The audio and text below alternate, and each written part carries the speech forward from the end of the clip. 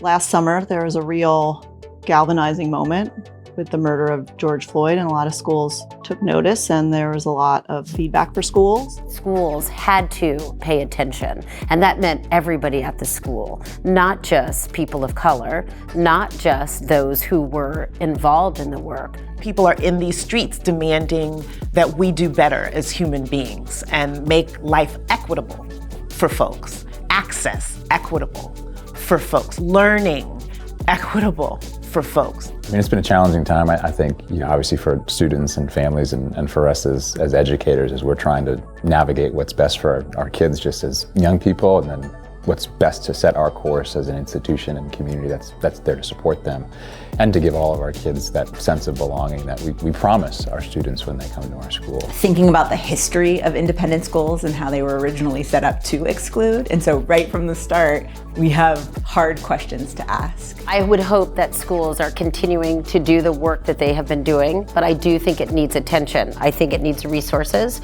It's one thing for a faculty member to say, this is what I'm doing. It's another to know if it's landing. I don't get to complain that there are issues of equity in the world, in our country, and specifically in our schools without working to do better. And my work to do better is Access. Private School Access is a unique access organization that has a comprehensive model designed to support the various needs of underrepresented students in our independent schools. So it starts with working with families to help them explore, apply to, and transition into our independent schools. But it also works with our founding partner schools to make sure that they are doing the work of creating safe spaces to be able to receive and sustain the lives of not only underrepresented and diverse students within their populations, but within the lives of every member of their learning communities, because as we see from all of the scientific data out there, increasing the diversity within learning environments creates the most optimal learning outcomes for everyone involved. Our job is not done when a student enrolls. That's how I look at it. A family and a student continues their enrollment process in perpetuity, and Access is designing a relationship that will continue past the point of entry. Not only will we have an opportunity to get to know families that maybe would not have come across our radar, but also then we can partner to make sure that those families are supported. And my role, the more that I have people helping those families, the more that not only will they be successful, but other behind them.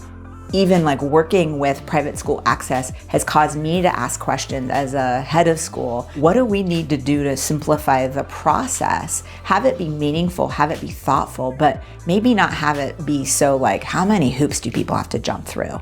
I know they make us better, in part because they're opening doors to opportunities at schools like ours for families that may not have known or felt comfortable pursuing those opportunities, or feeling like schools like ours were places they could be comfortable and make their own. So they're outstanding in terms of the work that is possible to bring families into communities like ours, to maybe demystify some of the issues that are traditionally associated with predominantly white institutions. When we partner with different outreach organizations, access organizations, not only are they helping us be a part and learn about those communities so that we can share some of our resources, but they're going to help us support those families, not just through that admissions process, through every year of their experience. And that is the partnership that I think in some ways has been missing at independent schools and can only help all of us. Every school culture is different, and so we don't want a one-size-fits-all approach. Being able to evolve those partnerships and for Private School Access to get to know our individual schools better, for us to really benefit from your expertise, makes Private School Access unique and special, and I'm really excited to work together. I would emphasize that there is absolutely a feeling of urgency today, that we should not slow down the pace of positive change. We can make meaningful change for schools through access organizations.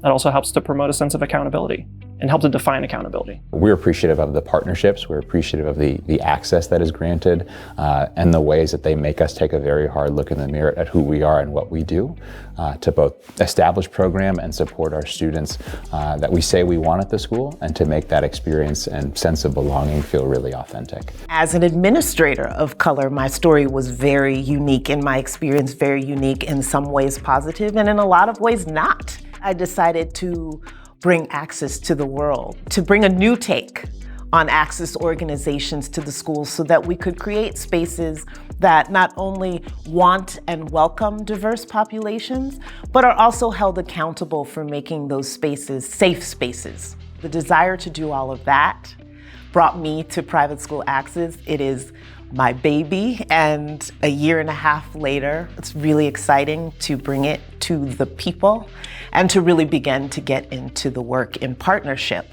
with our founding partner schools.